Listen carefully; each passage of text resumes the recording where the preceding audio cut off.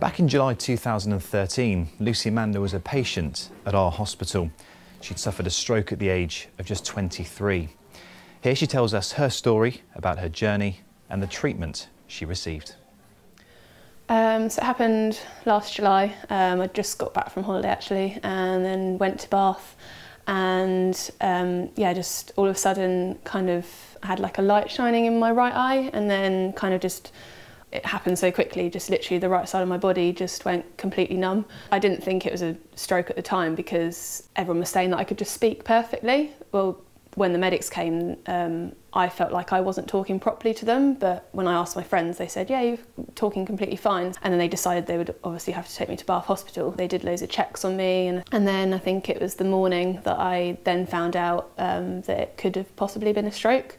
Thought strokes happen to the older generation. I didn't realise it could even happen. Probably why when I got to the hospital and they said it was a stroke, I was so shocked. 2 weeks later, I almost had what I'd call a relapse. So my housemate took me to Bournemouth Hospital. It got to 3 o'clock in the morning and they said, no, you're gonna have to stay over. It's kind of the first stroke happening again. I think after 3 days, I went home and then kept having to come back kind of the weeks after that to have treatments, and still to this day I don't really know what caused it, but I'm back to pretty much full health, so yeah. So obviously you went to Royal Bournemouth Hospital. Talk us through the treatment that you received there.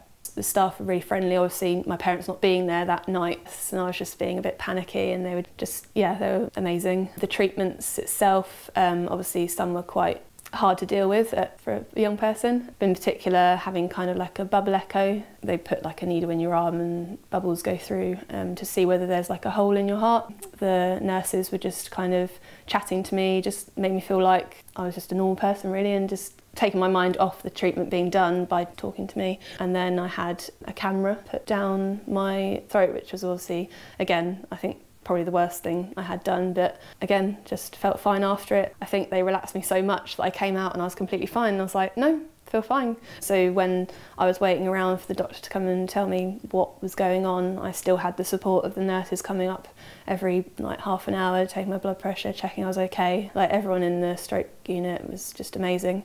In particular, the doctor that I had, he was just like amazing. He'd spend like half an hour just talking about like your life story and just seeing how you were, and he just said, oh, please keep in touch, and it's just kind of on a personal level, just like taking an interest and helping you along the way kind of thing.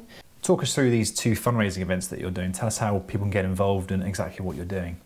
Yeah, so I've always enjoyed swimming, so I thought peer-to-peer swim.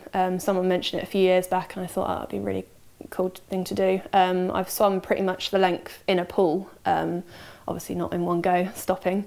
So I thought, why not try and do it in the sea? So yeah, that's the first one, and then the second one's the half marathon in October. Never done any sort of running before, so I thought, why not? I've always wanted to do the London Marathon, but I thought we'll do half and then maybe go on to that. So you're raising money for the Bournemouth Hospital charity.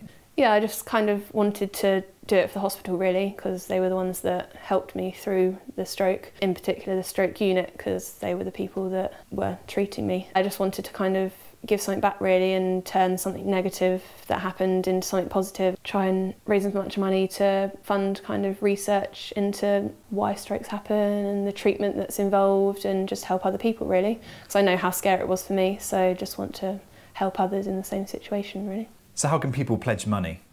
So I've set up a Just Giving page. It's justgiving.com/Lucy peer-to-peer. Put some photos up of things that I've been doing, so yeah. From your treatment at Royal Bournemouth Hospital, is there anything that you would change at all?